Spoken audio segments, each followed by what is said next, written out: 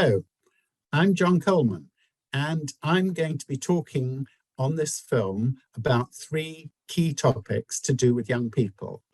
I'm going to talk about puberty, about brains and brain development, and about sleep. Just to say a little bit about me, I'm a psychologist, and all my life, really, I've been working with and committed to supporting young people and their families. I'm particularly interested in parents, parenting and parenting support, but really for me, young people have been the center of my work, and it's really nice to be talking on this film about these important topics. So, puberty, what is it? Puberty is that stage at the end of childhood when the body changes and really the young person begins to become a mature adult. Most of us know about puberty as sexual development, but one of the important things about it is that it's much more than that.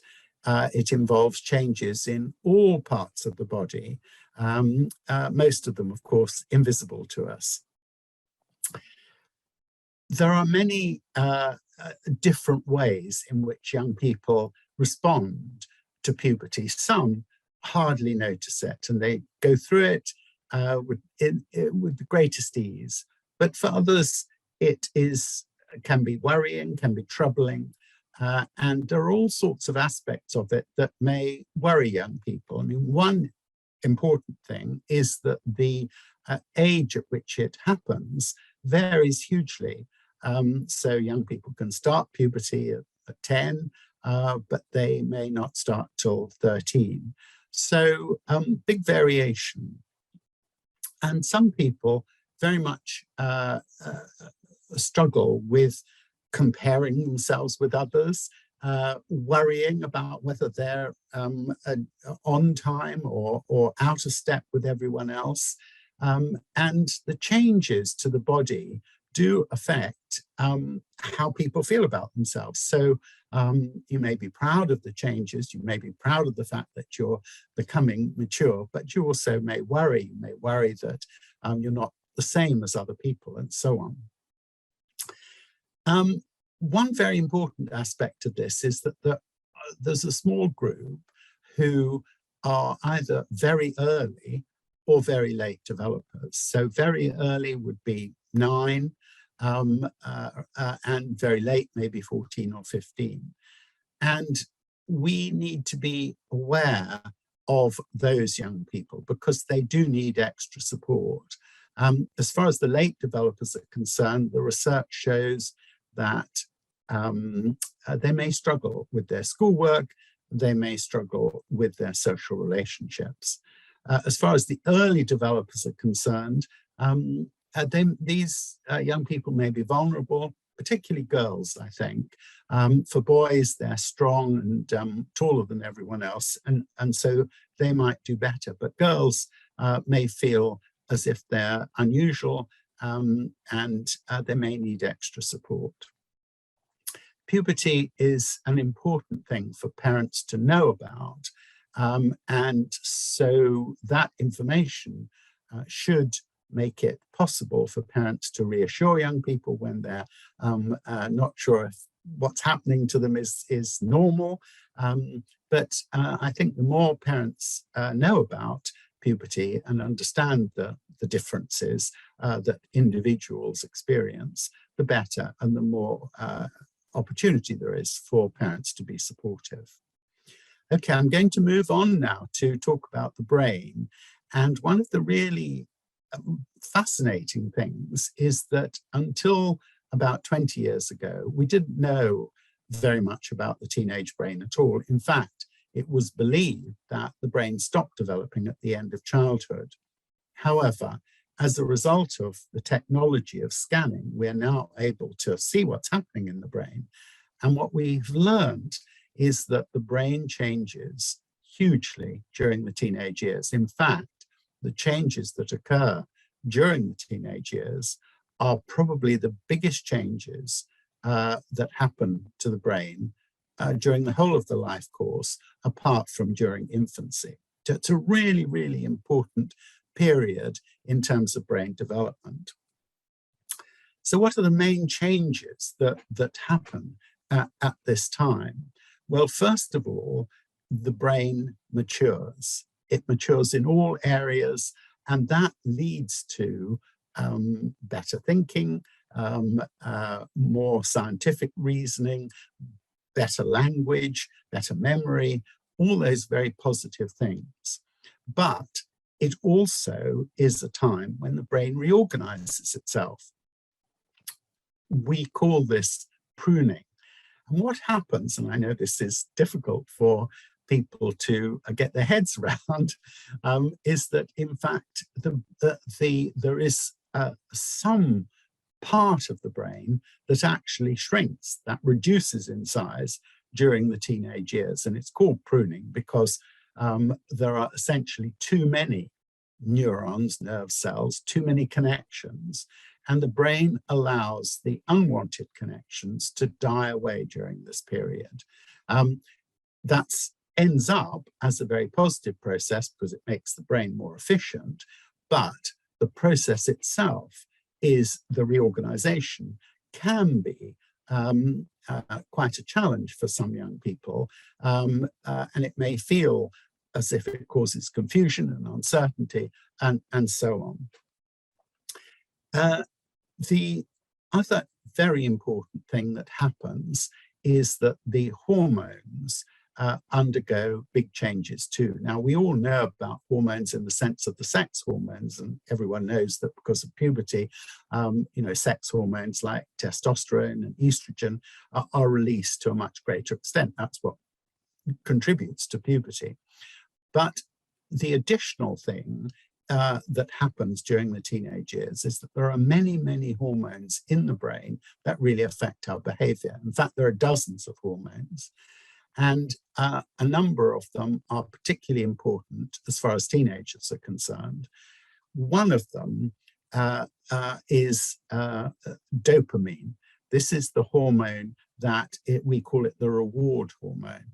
This really encourages young people to look for sensation, excitement, and also to have good experiences. And just to give you an example, the hormone dopamine goes up and down to quite a considerable extent. In the adult brain, the hormones do vary over the course of a day or night, but not to any great extent. What happens in the teenage brain is that variation is greater. And that underlies the mood swings, the ups and downs, and the difficulty of managing emotions. So that combined, that variation in hormones, combined with the reorganization, the restructuring as a result of pruning, these things can at times make teenagers feel that they've got a lot to cope with. One of the things that's important is how long do these changes take place and when do they take place? As far as we know, for most, these changes begin around puberty and they continue. And one of the things that people may know is that there's been a lot of talk of the fact that the brain continues to develop till the mid-20s. But really the major changes are occurring in the teenage years up to about 18. However, the part of the brain at the front, which is called the prefrontal cortex, that's the area to do with thinking and reasoning, and that does go on maturing and developing until the mid-20s. So it's a long period of change, and it's important, I think, to recognize that it's a critical period. What happens during this time is very important. Good environments, good support can really help young people. And so we can do something about encouraging healthy brain development. If you like, the brain and the environment interact with each other. And so the environment makes a difference. And that means that parents and carers, adults, professional adults, they all have a role here in helping the young person to make sure that what's happening in the brain, that development that's occurring, is happening in the most productive and useful way. I want to talk a little bit more about hormones now. I've mentioned dopamine, which is the reward hormone, and we know that there are more dopamine receptors in the teenage brain, so there's actually more dopamine in the brain. Now, dopamine, as I said, does encourage people to look for good experiences. Sometimes we talk about teenagers experimenting, even risk-taking. Some people talk about novelty seeking. That is, that the dopamine encourages young people to look for new experiences, and that's actually a very positive thing. That's something that allows young people to grow, to mature, to learn new things, and to, of course, move towards adulthood. Other hormones that are important that I think I should mention, first of all, the stress hormone, cortisol. Now, there's more cortisol in the teenage brain too, and so experiences that might be stressful or difficult create this sense of anxiety and stress. And young people do say that this is a time of considerable stress for them, particularly around school experiences, pressure from teachers, exams, tests, and so on. So cortisol is important. And there are, as I say, many other hormones, but another one that I want to mention, and I'm going to talk a bit more about it later, is melatonin. That's the hormone that makes us sleepy. And what we've discovered is that that acts in a slightly different way in teenagers than it does in adults. But as I say, I'll come to that in a minute when I talk about sleep. I think one thing really that's important here is just to think about the impact that these hormones and the hormonal variation has. First of all, of course, it has the potential to lead to mood changes, mood swings, and so on. But also, it reflects the fact that reward is very important for teenagers. So teenagers, because of the dopamine, are more sensitive to reward. And very often, young people experience this time of a time when adults are criticizing them. They're nagging. They're not giving them perhaps the support that they need. And I think knowing that reward is so important is really, it is very useful for both parents and professional adults. If we want to motivate young people, then focus on the rewards, because young people will respond to those. Of course, they need to be age appropriate. The older the individual, the more important the personal relationships are, the support, the recognition, the opportunity for taking more responsibility. But it's important to remember that our reward plays a big part in determining the behavior of young people. I think that one other thing that I want to mention here is that for adults to know about the changes in the brain can be very reassuring, because adults are faced with often quite puzzling behavior, contradictory behavior, paradoxical behavior that doesn't make sense. Why don't teenagers think before they act? Why are they so angry or full of conflict? Or why are they pushing us away? And I think understanding the process of brain development during this period can be really, really helpful for parents, because it just explains what's going on. It enables you to see that this isn't just random behavior, or it isn't just aimed at you, making things particularly difficult for you. It's the process that young people are going through, and it ends up in something very positive, which is a much more mature individual. But the actual stage can be challenging. And I think for parents, and indeed for young people too, in my own work, helping young people understand this, I've seen young people just say, well, that's so reassuring. I didn't know that. I didn't understand why I was behaving like this or why I felt like this. And so I think learning for everyone, learning more about these changes can really help. And now in the last section of this film, I'm going to go on and talk about sleep. Now, I've already mentioned melatonin.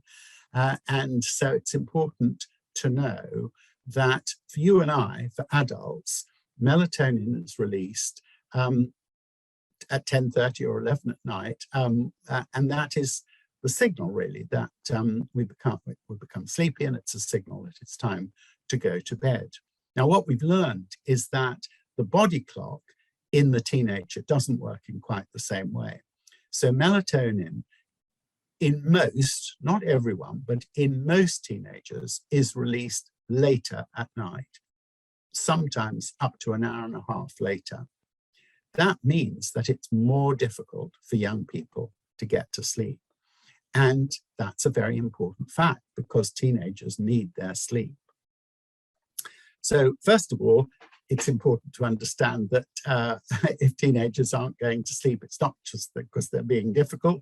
It is actually a physical attribute of this particular age group. Now, I say that teenagers need their sleep. If you put a teenager in a sleep laboratory, they'll sleep for 9.5 to 10 hours.